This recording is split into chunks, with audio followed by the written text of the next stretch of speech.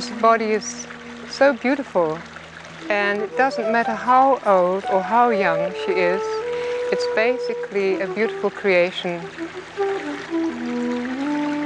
When we try to push ourselves into fixed positions, we deny that beautiful flexibility and roundness that we have been given.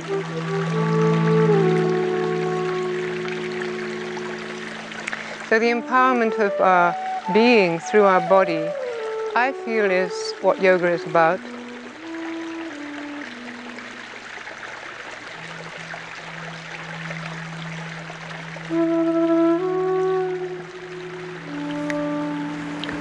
And give yourself the freedom that yoga is about you. Yoga is about being alive, about feeling who you are, what your body's telling you, what you feel inside, and opening it up, and opening up yourself in every way. I believe it's really about unfolding ourselves.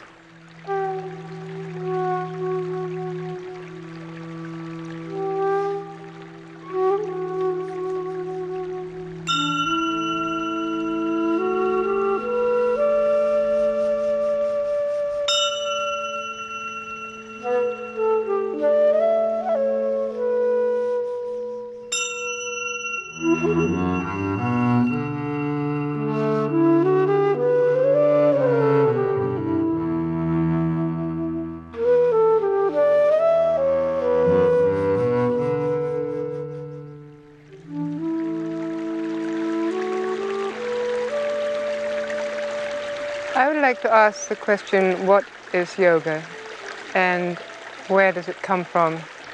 We're used to being told that yoga comes from India and the Himalayas, and that way back when, probably thousands of years, there were some enlightened men, supposedly enlightened by the gods, and they delivered this wonderful method of finding peace with ourselves and peace with our surroundings. But for somebody who lives in the world today, and especially for a woman, that's a very far ideal to follow. And many of us have tried it. We've pruned ourselves down, we've become athletic and contorted ourselves into pretzel shapes, and we've read the books, and we've tried many different techniques, and always we're left with something missing. Where do I fit in? Will I ever be perfect enough? Will I ever get to the level that is expected of me? And there seems to be a sort of ladder of patriarchs that are looking down and saying, "Not yet, my dear. Work harder, work harder." And so I thought, who were those people and what did they do? And supposing I was one of them, or you were one of them, and you took enough time to study what's going on inside yourself, and to study your feelings and what they do to your body, and to watch how you move. If you have an urge to move, where does it come from? Doing yoga became more of an internal journey, and it took me further away from trying to check out if I looked all right in a pose, into feeling. In a way, it seemed like I was going backwards in my practice, but the satisfaction inside was spreading, and I began to feel more feminine and aware of what people were feeling inside their bodies. So now I look not so much for a stunning pose, but where is somebody not enlivened? Where is the body not full and empowered? And see if we can find a way to, from the inside, bring the energy to that point and open it out and empower it. And gradually, like a car that's been dented, gradually from the inside undent ourselves.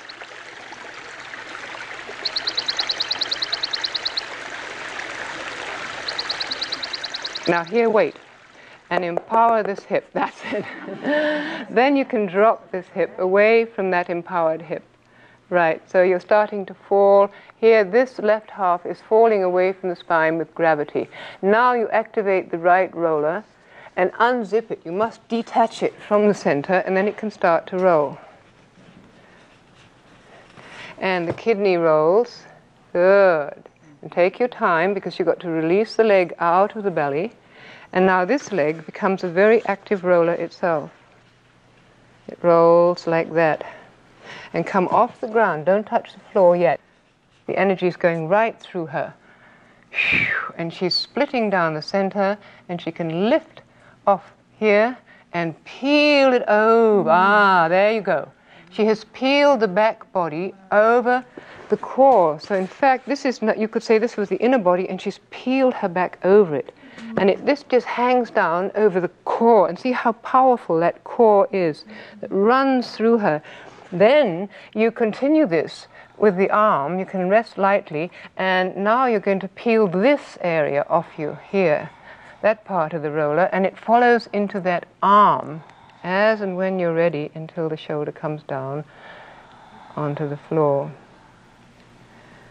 And this roller is still going this way, but this roller is actively going that way, and now you grow internally, out and out from the inside. Yeah. You see everything comes to life, all the toes. There you go. Yeah. Beautiful. And at a certain point, you go into a deep state of quietness. In that extreme openness, you unzip yourself totally, and then you can surrender.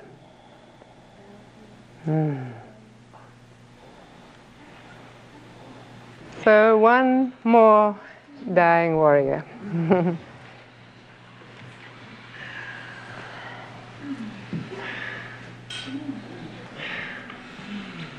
You've probably seen those Roman sculptures of the sort of the last breath. But actually, what it turns out to be, it's the sort of rebirthing of the inner body.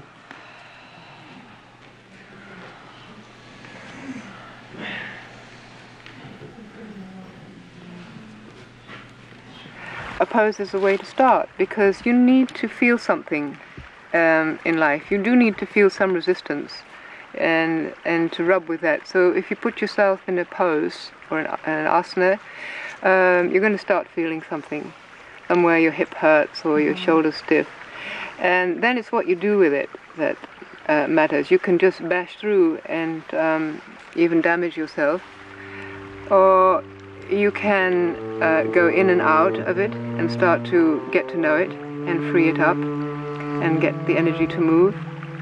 You can start questioning, why am I hurting in this place?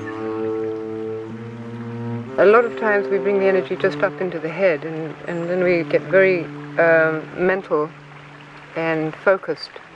And that obviously has a purpose too. But I think the more feminine approach is to let your awareness be absorbed in the whole body and feel that you are living in every part.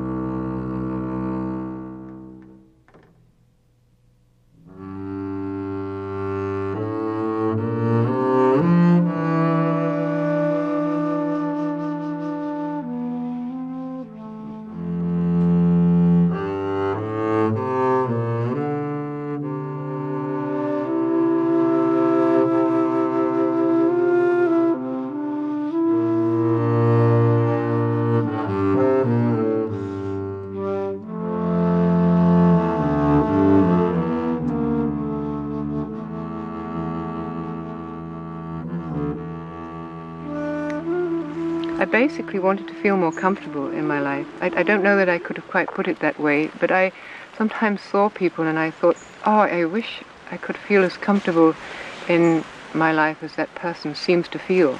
Now, they may not have felt very comfortable, but to me, I thought they did. I think that's what I was looking for in yoga. But then I got caught into the excitement of achieving more and more. But inside, I hadn't changed. And that's when I got a shock.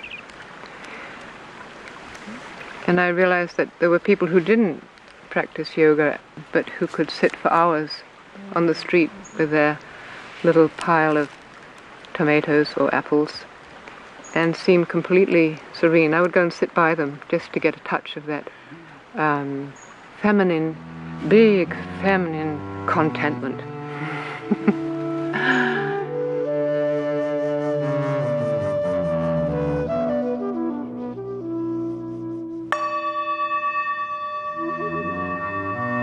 So I went on a trip then, and one of the places I landed at was a temple on the northeast coast of India. It was covered in little sculptures, figurines of female figures, and they were not that big, but they were very beautiful, and they were very rounded forms. They had really rounded breasts and buttocks and little waists, and they were moving in you could say a very feminine, sensual way. And something clicked inside me that said, these are yogis, yoginis, yet they are women. And I realized that I had been doing yoga as if I were a man. And that was quite a shock. That I had enjoyed it too. The more aesthetic and striving and one-pointed direction was very attractive. It helped me not to look at what was going on inside. But that temple did change something. Something changed inside me. My body started to change, and then one thing led to another.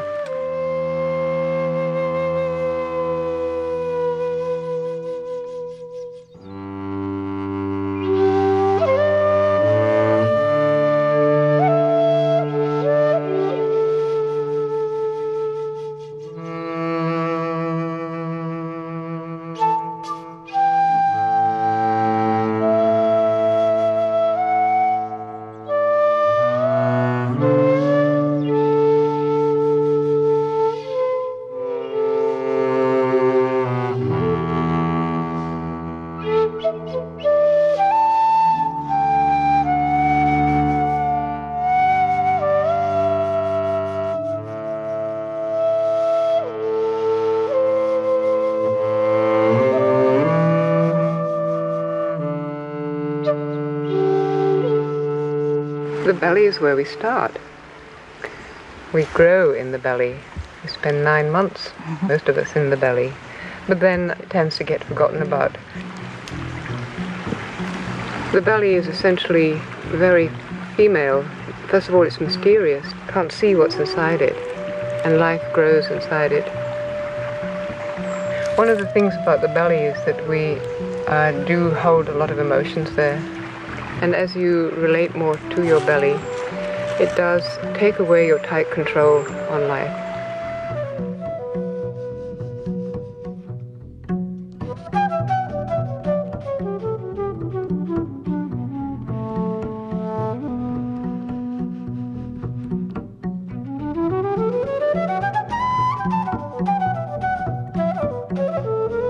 If our belly is tight, we restrict that energy that keeps us healthy. So when the belly is pliable and alive, we can move and massage the organs.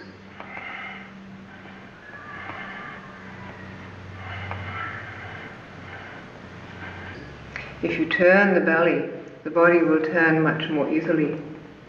If the belly is tight, you have to struggle with your muscles. So keeping the belly moving and alive, you can enjoy your twisting much more.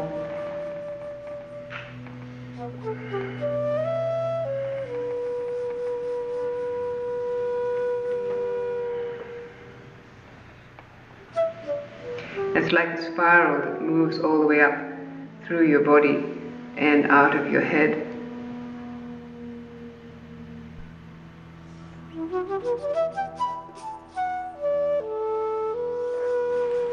We need to re-empower ourselves, and we find the possibility in our bodies. When you really get in touch with your body, you can fill it with power. That's the breath, a feeling that you fill yourself with your own power. Like a leaf is filled with its own power. It becomes fat and full and juicy and green, and that's a leaf. And then when the power is gone, it starts to dry and shrivel up. So we can dry and shrivel up, or we can empower ourselves. And so the yoga poses are a possibility to do that. But do you empower yourself, filling your arms, filling your hands, filling your fingers, filling your face, filling your breasts, filling your buttocks? Or do you just do a pose and try to get every part of your body in line?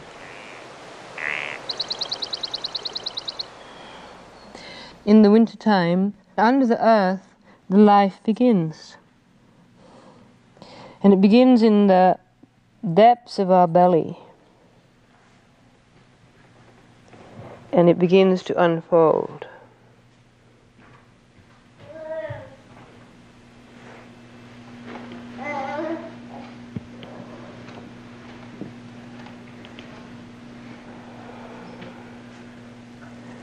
Every time it unfolds and looks at the light, it retreats back in and says, I'm not quite ready. I need a little more power, and then I'll come higher. Here I feel the energy moving more towards the front, so I drop back and I choose one place in my body, and right now I'm choosing just above the pubis, and there I drop back into the sacrum and widen and rise. Then I choose my navel, for example, and widen the kidneys and come up. Then I choose my sternum and widen the ribs and rise up. I choose the whole lot and widen, come up, and then my throat and widen.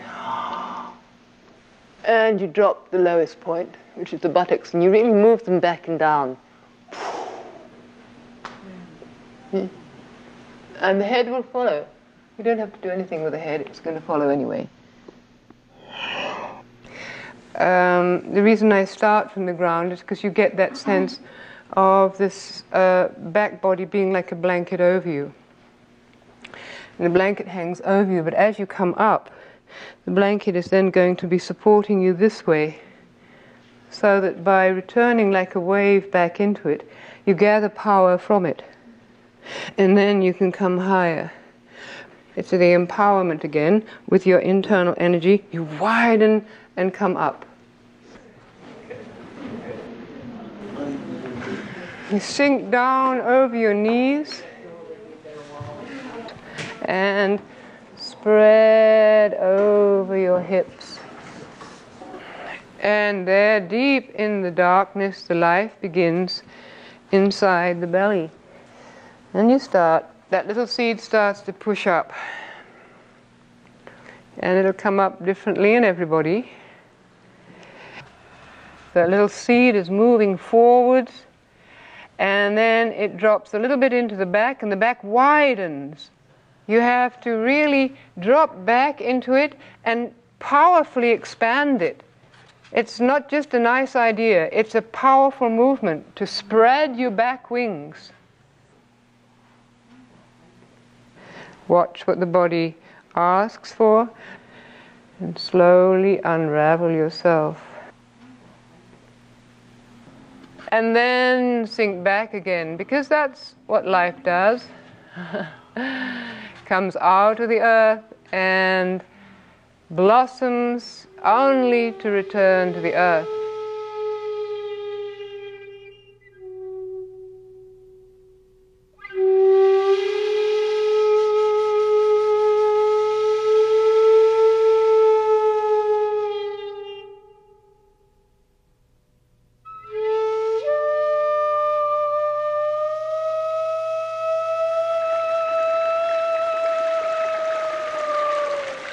yoga actually has always been organic. It's always been an understanding of energy and nature. It's just that it's sometimes the form in which it arrives is limited.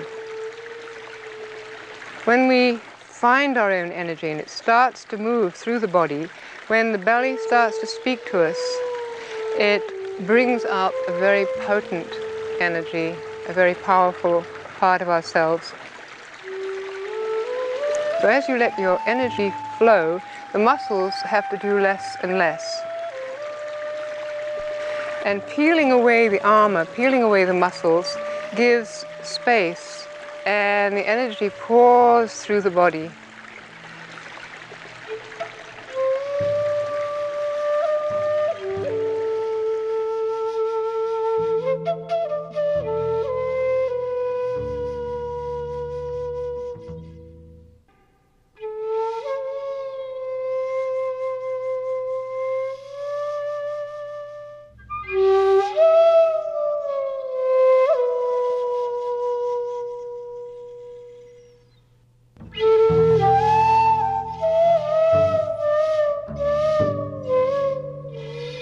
I thought, well, I can't teach this. And then I went to a class and there was a woman in a forward bend. Normally I would have helped her to go further by giving some extra pressure, but I just could see that in her back, that seemed very tight and rigid, inside and underneath that was tremendous emotional pain of something. And I just found I put my hand very softly on her back, and her back started to melt. And she started to cry, and a lot came out, and the back completely softened down.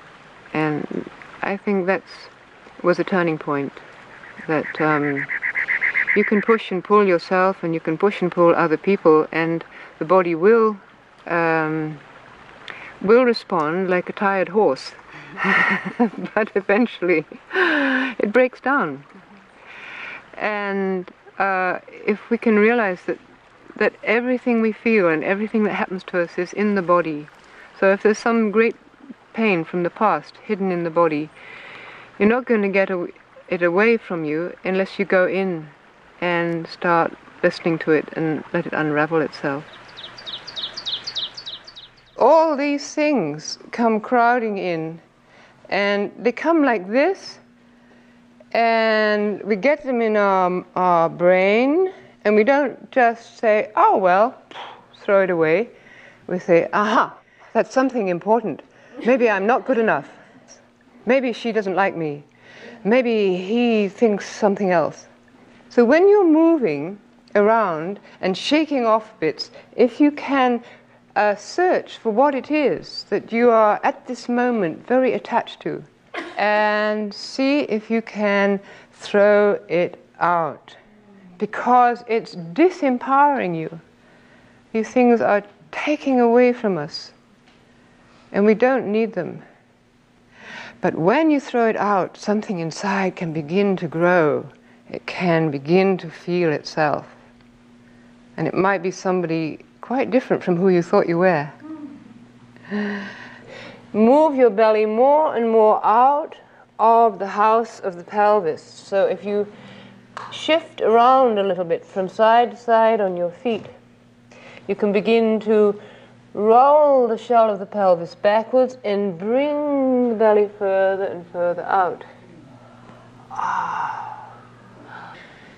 You want to ease it out and shake it off. Be free of it. You've been carrying it around so long. Just throw it away and let the belly come out. That's it. Look at everything in your life as you do it. Who is it that you're shaking out of your leg? Yes, get it out, out, out, out, out, out, out. Make a noise if you need to. Yes. And after that, you need to be very quiet. And come back inside and see what's happening, and you'll find tingling life. Something new is growing. Something new is happening.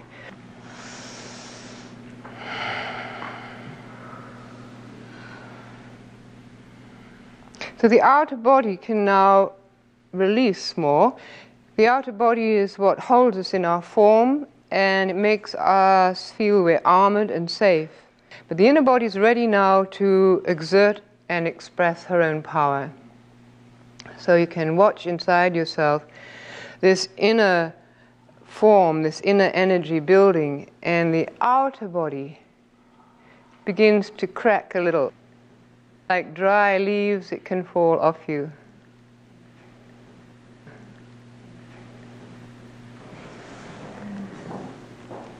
So now, when you move out into one of these stretches, it's a different person that's moving. You've shaken off so much stuff that you come out and, wow, you are your tiger. You are your dog. You are your cat. Whatever. And just enjoy that stretch and feel if the energy really goes into the sole of the foot, if it really moves out into the fingertips, and see where it takes you. If you want to come forward, stay present with the whole movement all the time so that it's your inner body that moves. Because if your inner body at this point disappears and says, this is where I have a pain, and it tightens up, you'll have your pain. But if your inner body stays full and powerful, wow, wow,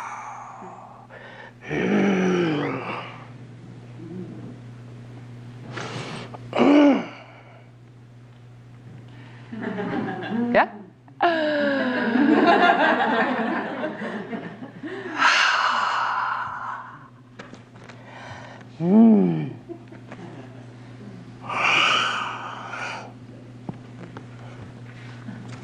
Don't let anybody else get in there.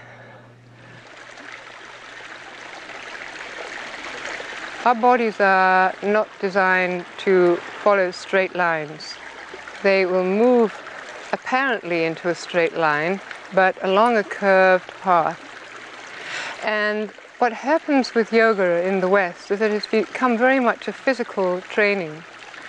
And instead of it being a way of understanding energy and how to release that energy so that we are more potent and more powerful, it's become a form of physical training where we contract the muscles and tighten up and pull in. And this is all very well for a warrior or for someone who needs to be an athlete, but it doesn't help us to get in touch with energy. It's not that we don't do poses or that we are against the tradition. It's just that we believe that the most important thing is to find our way back to where it came from. What I would like to offer is that whatever kind of yoga you follow, can you feel that your inner body, your inner being is getting the nurturing and the enlivenment that it requires? Do you feel that you become more empowered and you need the outer forms of life less and less? Do you feel more comfortable in yourself and with your surroundings?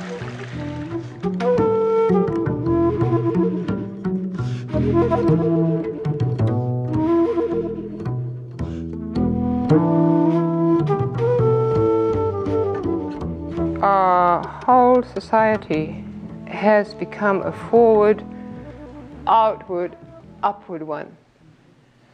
Look at me, I'm doing my best. And we've been pushed out of ourselves and we leave our sacred body and our mother behind. And she gets folded into a very tight and rigid situation. And when we let her open, we soften, but she becomes wide and supportive. And in that support, we can then grow. If we are frightened, everything closes up, especially the back. And many of us have deep holding patterns from birth and early childhood of fear. And those have stayed with us. But to undo those needs a lot of time and awareness to undo all that wound up tension in the back of the body. So it's like unfolding your wings and getting back inside yourself.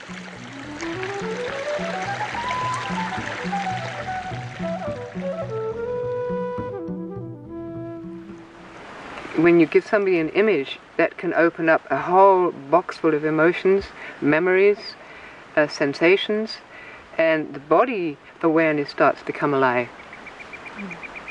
The brain, the intellect, I mean there are all these different terms, but I think the one-pointed intellect doesn't like images too much because it's getting a bit fuzzy around the edges. The body loves them. Rivers, snakes, waterfalls, volcanoes, we come alive, and that's the feminine nature of the earth, of the planet, that we have inside us.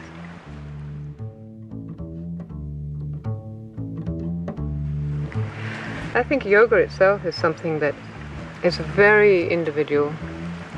Of course, in the beginning, when you arrive in a yoga class, you need the support and the instructions from a teacher, and maybe also you need the group energy. But there comes a point when you have to find what yoga is for yourself, and then you start your own path.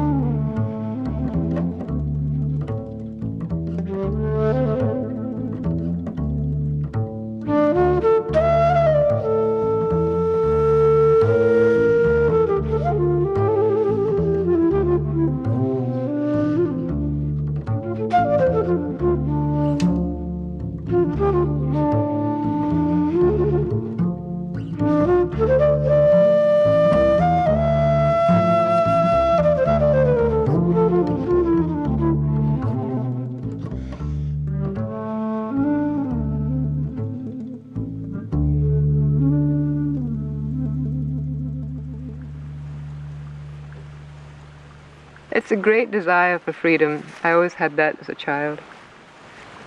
And I tried to be free by running away from things, but in the end it was yoga that helped me to see that the journey to freedom is inside. It takes real courage, and you sort of jump off a cliff. I do remember moments of that. But I also think that once you start the journey, there's no return. And of course you hear the voices when you've been raised or taught in a certain way. You hear the voices saying, that's not correct, you're just fooling around. No, you're just messing about, you're breaking the tradition. You know, you're destroying something that's very valuable. And who do you think you are anyway? You've just got a big ego. I mean, all those voices go on. And to dare to listen to what is coming up inside and follow that, it does take courage. And I remember a few times when I would go out in nature and just ask for help, and always a voice would come through and say, stand up and speak, or go out and do it.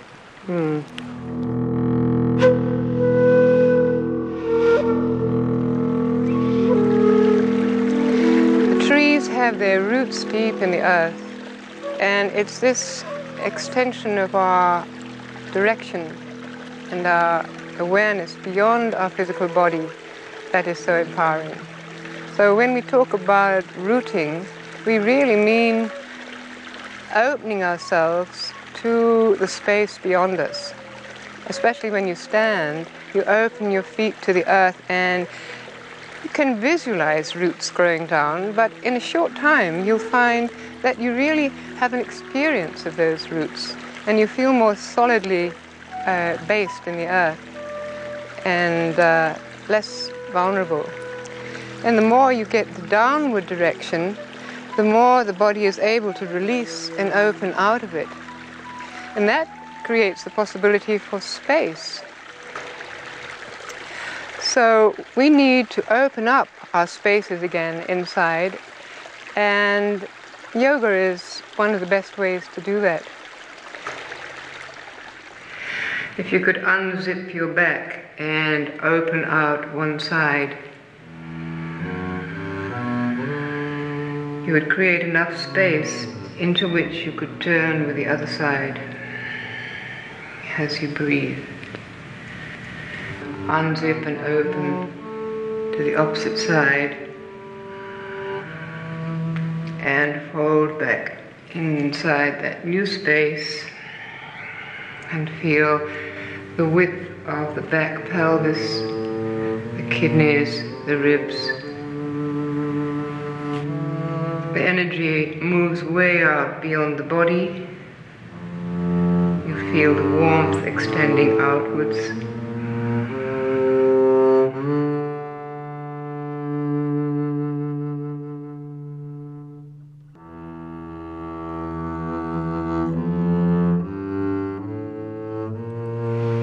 A breath for me is a way to come back home. When I get a bit lost or off on a limb, if I can remember to come back to the breath, it brings me right back down inside. I think the breath is the greatest lover, the greatest friend we'll ever have. It comes in at birth and doesn't leave until we die. And it knows us more intimately than anybody will, because the breath goes into every cell of our body.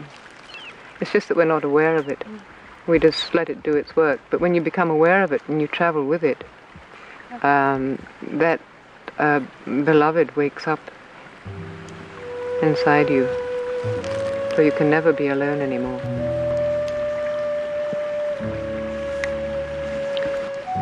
Rolling like a wave through the body, the breath enables the energy to shift into areas and open them up, wake them up, and stir them into life and action. All waves have a retreat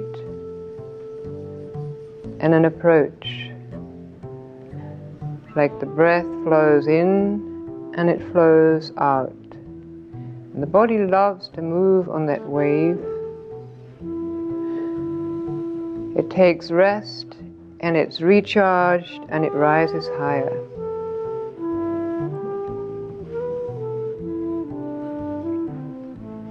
But unless we understand the downward direction, we cannot fully live the upward. And unless we can embrace the upward direction of the energy, the lightness, the air, the space that surrounds us, and the light above us, we cannot fully get a sense of the earth underneath of us.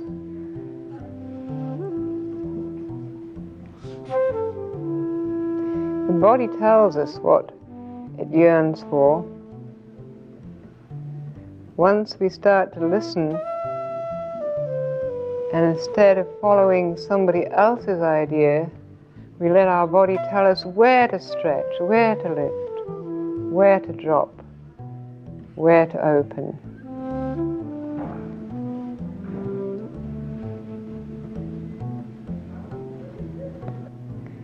So we get to know ourselves fully from the inside. From the inside out.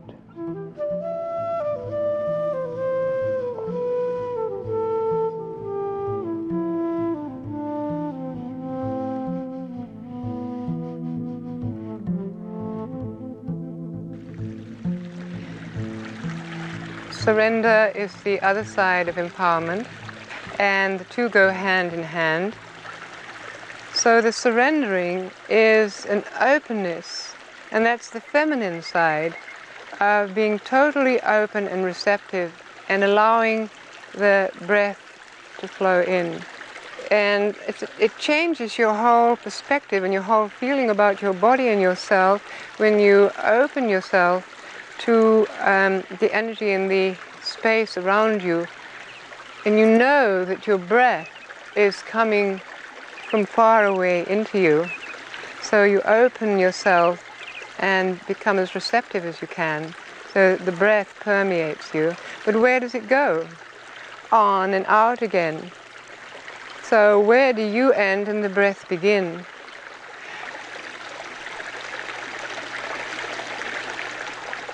So the inhaling is soft and receptive, and the body will swell. It will widen, it will fill, because you become an open vessel. And then when it's time to exhale, that potent energy that you're filled with has to flow through every part of you so that you tingle in every cell and it moves out into the space around you.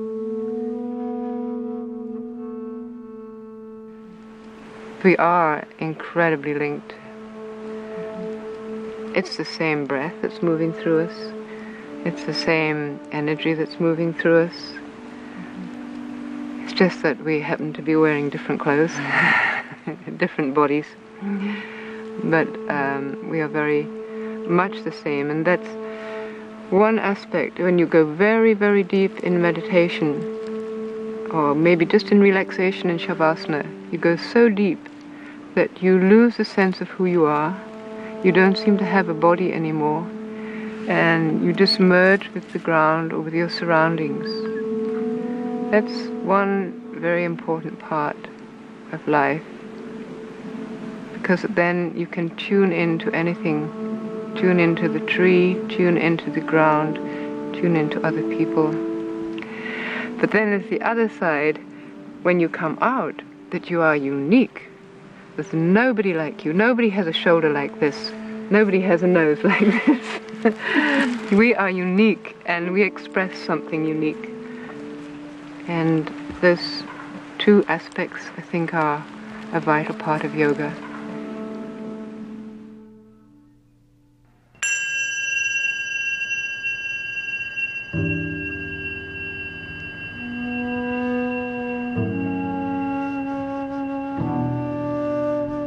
Each person is so different that from what I can see, when people start to work in this way, they just take off on their own flight. And it's almost frightening, because you realize that you have no control as a teacher. You set them off, and there they are going like a bunch of wild children or birds, up in the air and off. And yet that's the most exciting part of it, to see the gifts that they bring, because they are listening to their own process, and they are progressing in their lives, they're unfolding their lives, they're not stuck anymore.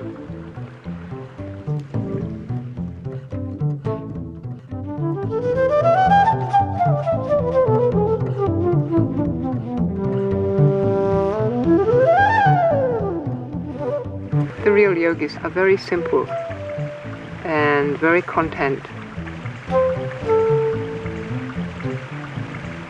and very happy, usually bubbling, because it's all so fun. I mean, just to be alive is so amazing. And I think if you dare to start looking at what you have and what you are, it's mind-blowing, the extraordinary abundance of what is going on just in ourselves and in our life.